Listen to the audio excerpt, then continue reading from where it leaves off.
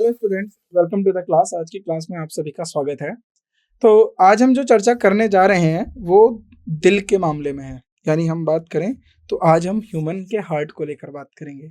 तो जो आप हार्ट को लेकर जानते हैं, जो आप हम बात करें हृदय को लेकर, दिल को लेकर, कुछ लोग दिल कह देते हैं, कुछ हृदय कह देते हैं, लेकिन हिंदी में इसको हम हृदय कहते हैं, इंग्लिश में इसे कहते हैं हार्ट। तो दिल के मसले थोड़े से क्या कहें, कठिन होते हैं। और बिल्कुल हमारे बॉडी के अंदर जो हमारा हार्ट है और जो हार्ट का जो सिस्टम है वो भी बड़ा कॉम्प्लेक्स है, वो भी काफ़ी जटिल है। ऐसा क्यों? उसके पीछे का रीज़न है क्योंकि हमारी पूरी बॉडी में जो हमारे सेल्स हैं, जो कोशिकाएं हैं, उन सब कोशिकाओं को ऑक्सीजन की ज़रूरत होती है। अगर ऑक्सीजन की ज़रूरत है तो आपको पता है, आपने नाक से, मुंह से आपने हवा को लिया, इनहेल किया और आपके गले होते हुए फेफड़ों पे ऑक्सीजन चला गया।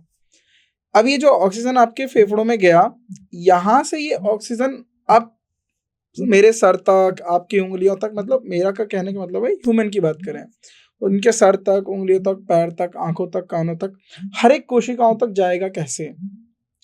अब ये जो जिम्मेदारी है ब्लड को मतलब ऑक्सीजन को जो है पहुंचाने की, जो पोषण आप भोजन खाते हैं उसमें से जो पोषक तत्व होते हैं, उन तत्वों तक, हर एक कोशिकाओं तक पहुंचाने की जो जिम्मेदारी है वो किनके हाथ में है? तो यहाँ पर जो काम आता है वो होता है हमारे रक्त का। तो जो खून है, आपको दिखने में वो सिर्फ खून होगा, या फिर खून के अंदर जो होता है बहुत सारी चीज़ें होती हैं, उसके अंदर ऑक्सीजन भी होता है, उसके अंदर पोषक तत्व भी होते हैं। तो वो हमारी बॉडी के हर एक कोशिकाओं तक पहुंचाया जाता है, किसके द्वारा? रक्त के द्वारा। अब ये जो रक्त है, अब जैसे आपने देखा होगा कि जो बाहर जो रोड होते हैं, रोड पे जो है ट्रक चलते हैं, तो ट्रक क्या करते हैं, ट्रेन हो गया, जो गुड्स होती हैं, जो मालगाड़ियाँ होती हैं, तो ये एक स्थान से दूसरे स्थान तक वस्तुओं को ले जाती हैं। ठीक है, जो भी इनके अंदर वस्तु जाती है उनको लेकर जाती हैं। तो उसको इंजन होता है, उसके पास रोड होता है और उसके पास ड्राइवर होता है। तो ये पूरा एक सिस्टम है, पूरा एक प्रणाली है, और उस प्रणाली के तहत जो है सामान को, या फिर हम बात करें जो भी वस्तु हैं, एक जगह से दूसरी जगह पर जा पाती हैं। तो जो हमारी बॉडी में जो फ्लूइड दिया, जो उसमें हम बात करें जो रक्त है, उस रक्त को कौन चलाएगा? क्या वो रक्त अपने आप ही तैरता रहेगा, या क्या वो रक्त को कोई और पंप करेगा? तो उस रक्त को पंप करने की जिम्मेदारी ली हमारे हृदय ने। तो हृदय क्यों जरूरी हो जाता है? हृदय हमारे जो खून, जो हमारा रक्त है और रक्त के प्रवाह को, जो ब्लड के जो फ्लो है उसको बनाए रखता है, और जो प्रेशर है उसको मेंटेन करता है बॉडी के। तो जो परिसंचरण तंत्र है, यानी हम बात करें जो सर्कुलेटरी सिस्टम है, वो हमारा किससे बना होता है? ब्लड वेसल से, यानी रक्त वाहिनियों से, हृदय से और रक्त से। तो रक्त वाहिनियां, रक्त और हृदय, ये तीनों मिलके एक सर्कुलेटरी सिस्टम बनाते हैं हमारी बॉडी के अंदर, परिसंचरण तंत्र बनाते हैं। इस परिसंचरण तंत्र का मतलब होता है कि बॉडी के हर एक, यानी शरीर के हर एक अंग तक, हर एक कोशिकाओं तक जो भी चीज़ें आवश्यक हैं, जो ऑक्सीजन हो गया, जो पोषक तत्व हो गए, उन सबको लेकर पहुंचना, और हर एक कोशिका को उसके अनुसार जो भी चीज़ें चाहिए वो लेके आना, और वहाँ से जो ब्लड में से पोषक तत्व निकल गए तो वो क्या हुआ? खराब ब्लड हो गया। उस खराब ब्लड को भी दोबारा हृदय हमारे पास लेके आएगा, और उसमें दोबारा, उसमें यानी देखिए कैसे, एक मालगाड़ी है, मान लीजिए एक पॉइंट से बी पॉइंट तक जाती है। पहले आप चीज़ों को समझिए। अब मान लो ये एक मालगाड़ी है, एक सिटी हो गई ए और एक सिटी हो गई बी, एक दो शहर हो गए और इनके बीच में ये पटरियां हो गई। ठीक है, ये दो पटरियां हो गई। तो एक मालगाड़ी यहाँ से जो है सामान लेकर गई, यहाँ पर इसने खाली किया और यहाँ पर आ गया। तो क्या, अगर मालगाड़ी यहाँ पर सामान खाली करके वापस नहीं आती है तो इसके पास क्या इतनी मालगाड़ियाँ होंगी कि हर बार नई बनाए और वहाँ पर भेजे? नहीं। तो ये खाली जो मालगाड़ी है ये वापस आएगी, फिर दोबारा यहाँ से सामान भरेगी, फिर दोबारा बी पे जाएगी। तो ऐसे ही हमारा ब्लड होता है। तो एक होता है हमारा ऑक्सीजनेटेड ब्लड, जिसके अंदर हमारे अंदर ऑक्सीजन होता है। दूसरा होता है हमारा डीऑक्सीजनेटेड ब्लड, जिसके अंदर ऑक्सीजन नहीं होता है, जिसको, और उनको जो है हमारी रक्त वाहिनियां लेके जाती हैं। रक्त वाहिनियां दो प्रकार की होती है, ये भी हम देखेंगे। ठीक है, तो हृदय आपको समझ में आया। जो सर्कुलेटरी सिस्टम है, जो परिसंचरण तंत्र है, उसके अंदर तीन पार्ट होते हैं। एक होता है हमारा हार्ट यानी हृदय, दूसरा होता है हमारा ब्लड वेसल्स यानी रक्त वाहिनियां, और तीसरा खुद ब्लड। ब्लड हमारा एक टिश्यू है, ठीक है। तो अभी हम जब टिश्यू को लेकर बात की थी तो उसमें बताया था ब्लड एक टिश्यू है, ठीक है। तो अब हम बात करेंगे हार्ट को लेकर। हार्ट क्या है? Heart is a muscular organ made up of cardiac muscles. तो हार्ट क्या है? एक मांसपेशीय अंग होता है। तो याद रखना, मांसपेशीय अंग होता है जो कैसी मांसपेशियों से बना होता है? कार्डिक मांसपेशियों से। पूछा जाता है एग्जाम में कि हार्ट कौन सी मांसपेशियों से बना है, कि कार्डिक मांसपेशियों से बना है। Situated in the thoracic cavity in between the lung, यह फेफड़ों के बीच थोरेसिक गुहा में स्थित है। तो पूछा जाता है कि जहां पर लंग्स जो होते हैं, जैसे ये आपका लेफ्ट लंग हो गया, तो लेफ्ट लंग की थोड़ी सी एक कैविटी होती है जो हमारा लेफ्ट लंग होता है, जो बाएं हृदय, जो बाएं हाथ का फेफड़ा होता है, जो बाएं साइड फेफड़ा होता है, वो थोड़ा सा छोटा होता है हमारे दाहिने हाथ के फेफड़े से। क्यों? क्योंकि उसके अंदर हार्ट आता है। तो हार्ट जिस जगह पे रहता है, हृदय जिस जगह पे रहता है, उसको बोलते हैं थोरोसिक कैविटी, थोरोसिक गुहा। Heart is covered by double layer pericardial membrane. Heart is made up of 4 chamber. तो हार्ट को कवर किससे किया जाता है? याद रखना, ये हर एक पॉइंट बहुत इंपॉर्टेंट है। हार्ट को दोहरी परत वाली पेरिकार्डियल मेम्ब्रेन, क्या? पेरिकार्डियल मेम्ब्रेन के द्वारा कवर किया जाता है। पेरिकार्डियल मेम्ब्रेन से मतलब क्या होता है कि जब हमारी बॉडी में जर्क होता है या जब आप उछलते कूदते झटका लगता है, तो ये मेम्ब्रेन हमारे हार्ट को प्रोटेक्ट करके रखती है, बाहर के एनवायरनमेंट से प्रोटेक्ट करके रखती है। Heart is made up of 4 chambers. Heart, हृदय जो है 4 कक्ष के होते हैं, यानी 4 कक्ष से बने होते हैं, ठीक है।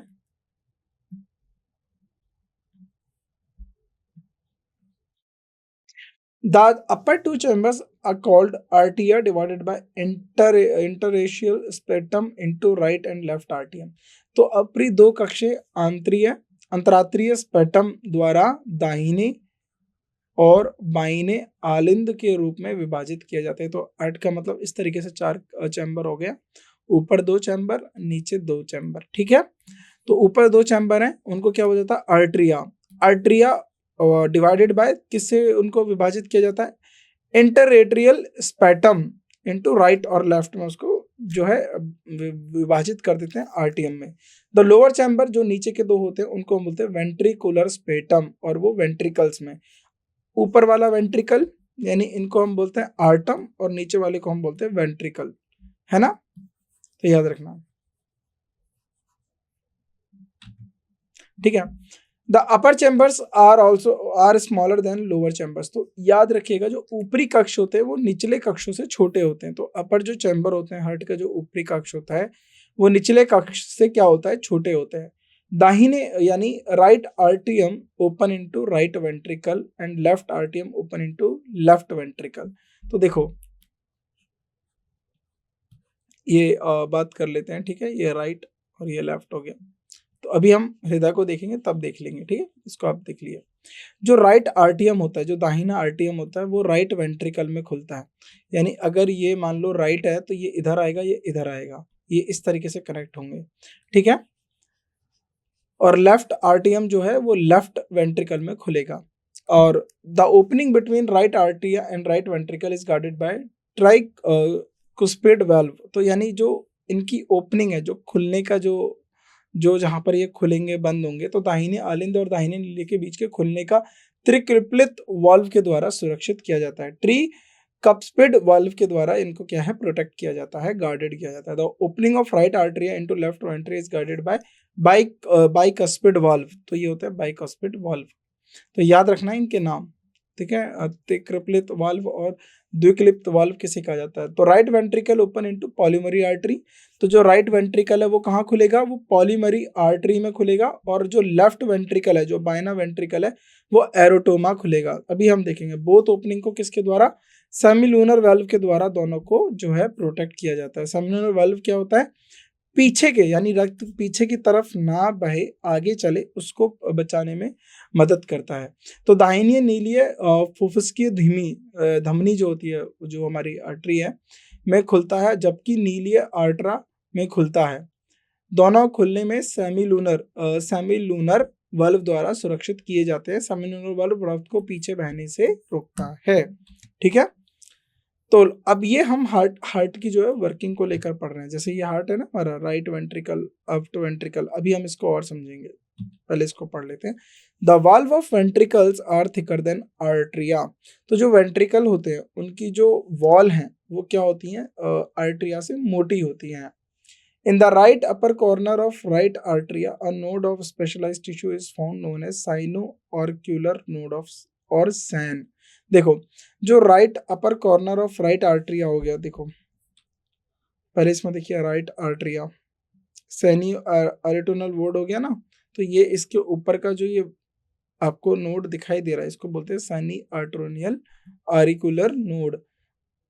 And another node is found lower, और लोअर लेफ्ट कॉर्नर में और राइट आर्टरिया के पास होगा, उस नोड को बोलेंगे आर्टरियो वेंट्रिकुलर नोड और AVN. A bundle of fibre passes through interventricular septum and enter into ventricular septa. तो यानी एक तार का गुच्छा जो एंट्रियो वेंट्रिकुलर स्पेटम और मध्यम से गुजरता है और नीलीय स्पेटा यानी वेंट्रिकुलर स्पेटा में प्रवेश करता है। Soon it divided into right and left branches which give rise of small branches of fiber to their respective side of ventricle। जल्दी ये दाहिने और बाएं शाखाओं में विभाजित हो जाता है जो अपने संबंधित नीलीय यानी वेंट्रिकल और छोटी शाखाओं को उत्पन्न करते हैं। These fiber are called पुरकिंजे fibres. तो इन फाइबर्स को हम क्या बोलते हैं, पुरकिंजे फाइबर। तो एग्जाम में पूछा जा सकता है पुरकिंजे फाइबर्स क्या है, तो आप बता देंगे जो हमारे वर्टिकल स्पेटा और आर्टरियो वेंट्रिकुलर स्पेटम होते हैं वो आगे जाके डिवाइड हो जाते हैं ब्रांचेस में, और उन्हीं ब्रांचेस को हम जो है क्या बोलते हैं, पुरकिंजे fibres. These nodes generate number of action potential which is essential for rhythmic contractile cycle of heart। SAN is also known as pacemaker of heart। जो ये SAN होता है ना, इसको हम बोलते हैं पेसमेकर। तो आपने देखा होगा जब SAN किसी का काम नहीं करता है तो उसकी सर्जरी होती है और उस सर्जरी में उसको पेसमेकर जो है लगा दिया जाता है। तो यहाँ पर कहा गया है ये नोड क्रिया जो संभव और संख्या उत्पन्न करते हैं हृदय के तालिका अनुकूल संकोचन चक्र के लिए आवश्यक होती है, जिसको हम सैन को हृदय का पेसमेकर भी कहा जाता है। जैसे ये देखिए, ये अरोटा हो गया, ठीक है, ये लेफ्ट वेंट्रिकल हो गया, ये लेफ्ट है, ये राइट हो गया, ठीक है, और ये आपका राइट वेंट्रिकल हो गया, ठीक। अब देखिए पॉलीमरी आर्टरी कहाँ जा रही है, यहाँ पर पॉलीमरी आर्टरी, पॉलीमरी वेन्स। तो ये हो गया आपका राइट आर्टियम, तो ये राइट आर्टियम हो गया, एंट्रोवेलिकुलर नोड हो गया, तो ये एपेक्स हो गया। ये हमारे हार्ट का जो है स्ट्रक्चर है। एक्चुअली हमारा हार्ट जो है इस तरीके से, वास्तविक रूप में इस तरीके से हमारा हार्ट दिखता है, जैसा आप बनाते हैं कॉपियों पे ऐसा हार्ट हमारा नहीं होता, ठीक है। सीक्वेंस ऑफ कार्डिक साइकिल क्या होती है, sequence of alternating systole and diastole of atria और ventricle in order to pump the blood throughout is called as cardiac cycle. जो आप डप लब की आवाज सुनते हैं ना, डप लब, तो यानी क्या होता है कार्डिक साइकिल में जो हमारा जो अलिंगिक और निश्वास की वैकल्पिक अनुक्रम को शरीर भर में रक्त को पंप करने के लिए आलिंदा और निलय कहा जाता है। यानी सिस्टोल और डिस्टोल का होना है ना, जैसे जो आपने देखा होगा डप लब इस तरीके से, जो ये एक तरीके से हो गया ना, ये तो क्या करेगा, ब्लड को पंप करेगा, फिर उसके बाद पंप करके मतलब मान लीजिए उसने मतलब अब ब्लड को अंदर लिया फिर छोड़ दिया, अंदर लिया छोड़ दिया, तो इसको हम बोलते हैं cardiac cycle. During joint diastole of atria and ventricular blood from vena cava for right ventricle. तो जब हमारा अलिद्य और नीलिय में संयुक्त निवास के दौरान वेना कावा से रक्त दाहिने नीलिय में बहता है। यानी जब डायस्टोल होता है, डायस्टोल का मतलब सिस्टोल और डायस्टोल जब होता है, डायस्टोल होता है तो जो आर्टरिया है, डायस्टोल ऑफ आर्टरिया से वेंट्रिकल ब्लड फ्रॉम वेना कावा, तो क्या होगा, जो वेंट्रिकल में ब्लड है वो वेना कावा से कहाँ जाएगा, राइट वेंट्रिकल में जाएगा। At the same time blood from pulmonary vein, और जो पॉलीमरी वेन में है खून है, रक्त है, वो कहाँ जाएगा, लेफ्ट वेंट्रिकल, एज जो वहां पर वाल्व लगाया हुआ है कौन सा, बाइक्यूस्पिड वाल्व यानी द्विदल, और जो हमारा ट्राइक्यूस्पिड वाल्व लगे हुए हैं। Both atria systole as well as wave of contraction started from AV node. तो ये दोनों कहां से, एवी नोड से बहते हैं। The increase of the blood bye 30%। तो इस रक्त को प्रवाह में 30% की वृद्धि होती है। अब now the wave of contraction is conducted towards the arterioventricular node। अब क्या होगा, अब संकोचन की लहर जो है आंतरिक एट्रियोवेंट्रिकुलर नोड यानी एवीएम की ओर चलाया गया जाता है।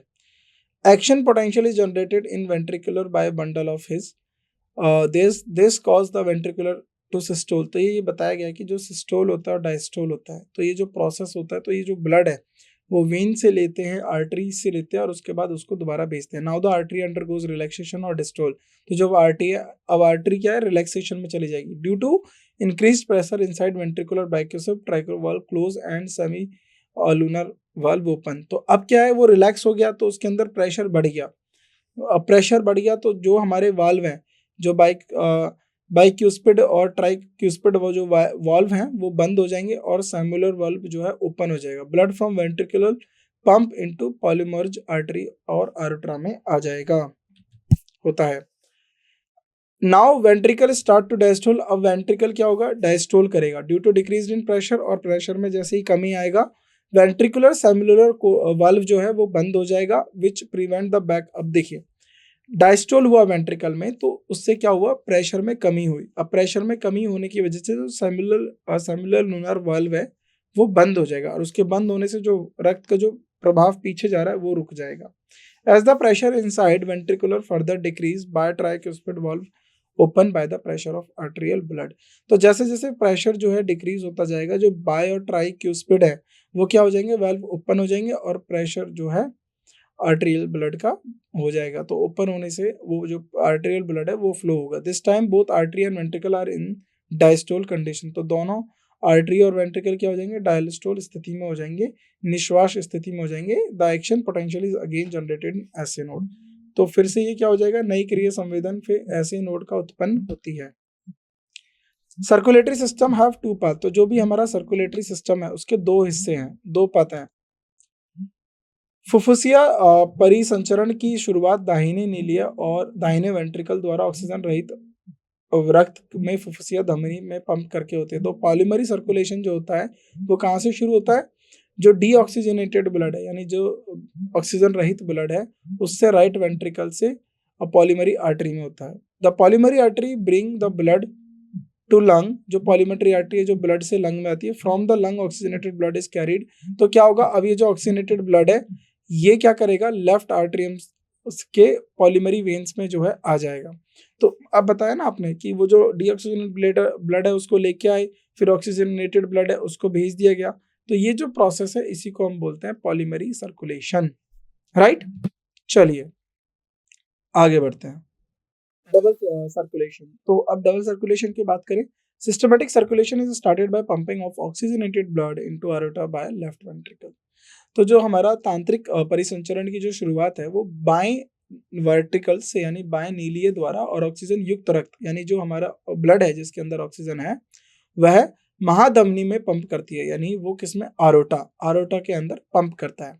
The oxygenated blood is carried to different tissues of body by the network of arteries, arterioles and capillaries। तो अब ये जो ऑक्सीजनेटेड ब्लड है, जो बॉडी के अंदर जो ऑक्सीजन युक्त रक्त आया है, ये धमनियां, छोटी धमनियों और कोशिकाओं के नेटवर्क द्वारा शरीर में विभिन्न उत्तकों में लिया जाता है, यानी जो अलग अलग टिश्यू हैं बॉडी के उत्तवक हैं उनको जो है उसमें भेज दिया जाता है। उत्तवकों से ऑक्सीजन रहित रक्त की शिराओं, शिर और माहेश्वर की प्रणाली द्वारा इकट्ठा किया जाता है। तो ये जब ऑक्सीजनेटेड डीऑक्सीजनेटेड जो ब्लड है ये किसके द्वारा कलेक्ट किया जाएगा, ये वेन्युल्स के द्वारा, वेन के द्वारा और वेना कावा के द्वारा। तो जो आर्टरीज हैं ये आपका ऑक्सीजनेटेड ब्लड लेके जा रही है, यानी वो रक्त जिसके अंदर ऑक्सीजन युक्त है।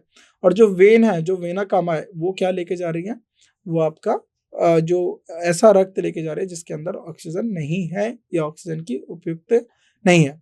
तो एक होता है हमारा पॉलीमरी आर्टरी। तो याद रखना पॉलीमरी जो आर्टरी होता है, इसको मैं लिख देता हूं यहाँ पर, पॉलीमरी आर्टरी ये जो होता है ऑक्सीजनेटेड ब्लड लेके जाता है।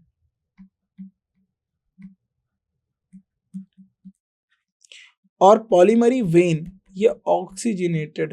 तो यही ऐसी दो आर्टरीज और वेन्स हैं जिनका काम थोड़ा सा अलग है। बाकी वेन्स बॉडी के किसी भी हिस्से में पॉलीमरी को हटा के डीऑक्सीजनेटेड ब्लड लेके जाएंगे, यानी ऐसा रक्त जिसके अंदर ऑक्सीजन नहीं है।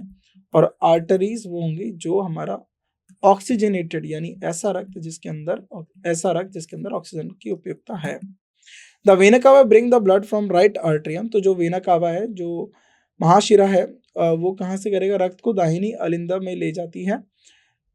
This provide nutrients O2 and other useful substance to tissues and take out harmful substance from removal. तो वो क्या करेगा, उसमें उत्तकों को पोषक यानी जो टिश्यूज के लिए पोषक तत्व हैं उनको निकालेगा, जैसे ऑक्सीजन हो गया, अन्य उपयोगी जो पदार्थ प्रदान करता है, और हानिकारक जो पदार्थ है उनको बाहर निकालता है। ठीक है, आगे देखते हैं।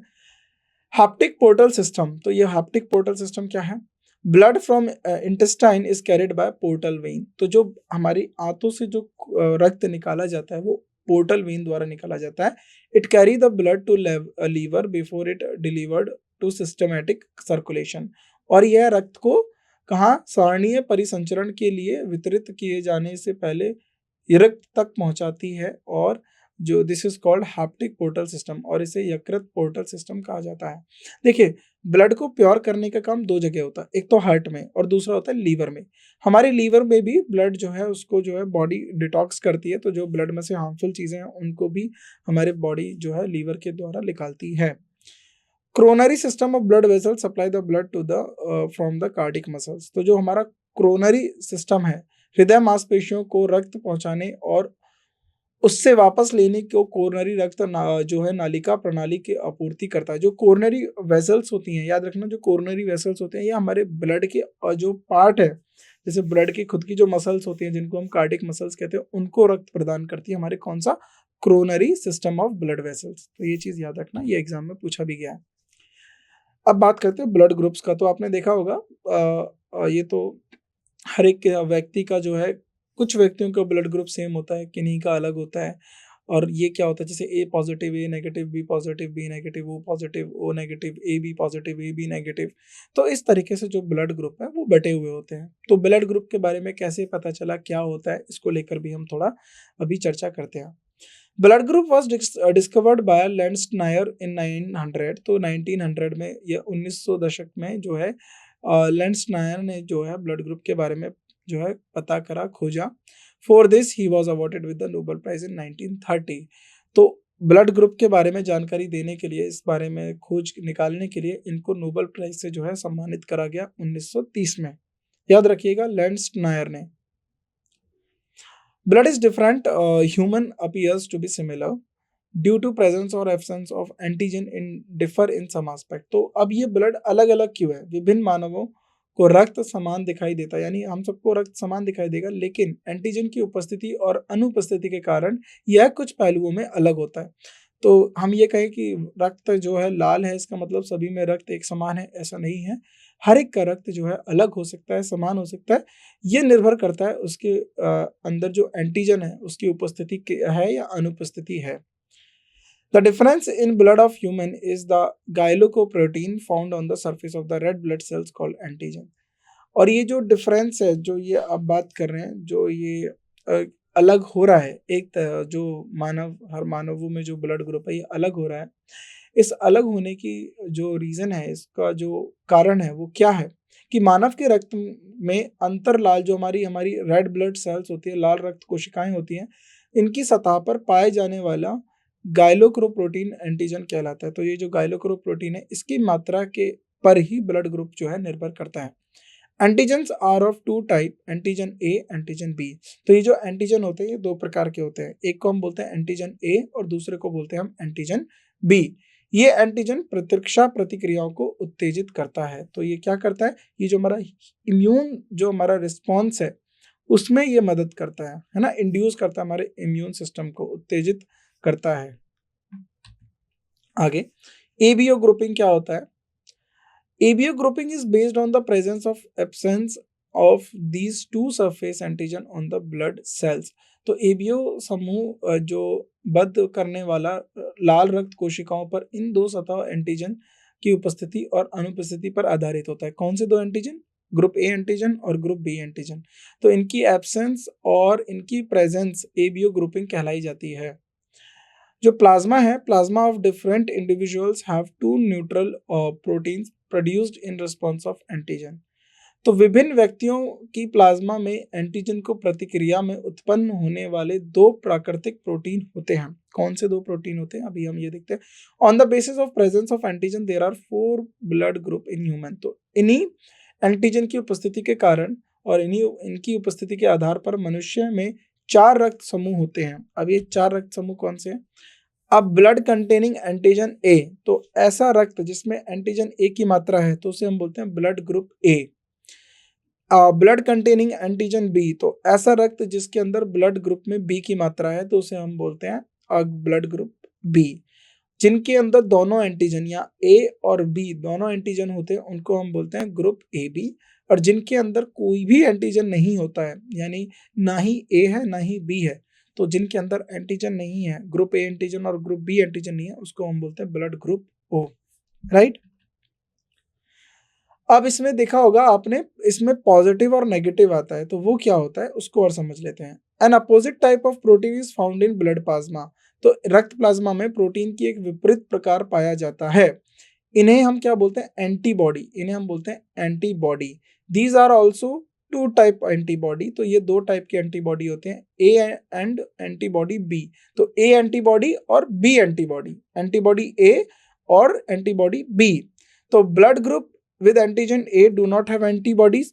अगर जो एंटीजन ए वाले रक्त समूह में एंटीबॉडी ए नहीं होती और blood group B do not have antibodies B, अगर जो ब्लड ग्रुप बी है उनके अंदर एंटीबॉडी बी नहीं होती, तो similarly antigen and antibodies cause clumping of blood cells and destroy the RBCs.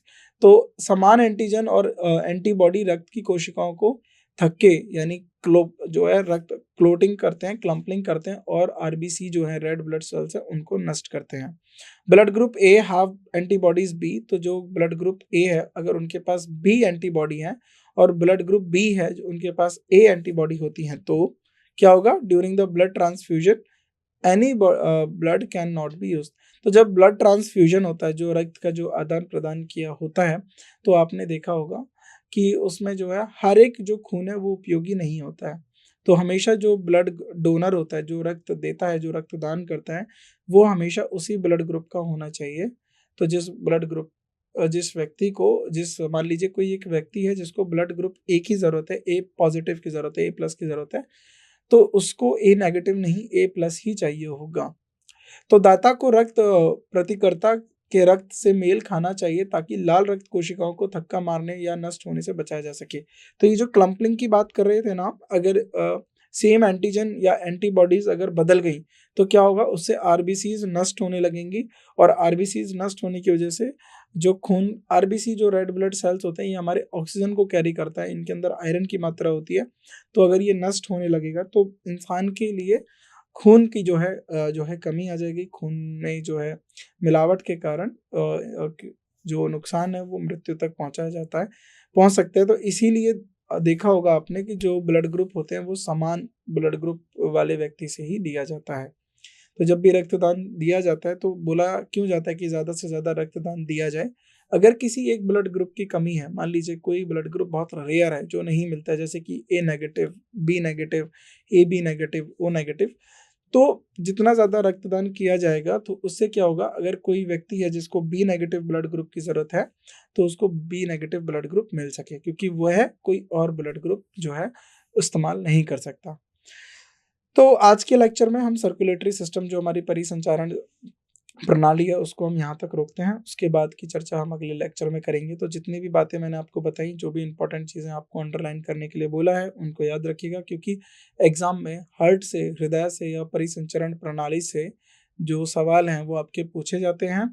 और खासकर जो परीक्षा आपकी जनरल साइंस पे ज़्यादातर आधारित होती है, वहाँ पर तो 3 या 4 सवाल आपको यहाँ से देखने के लिए मिल सकते हैं।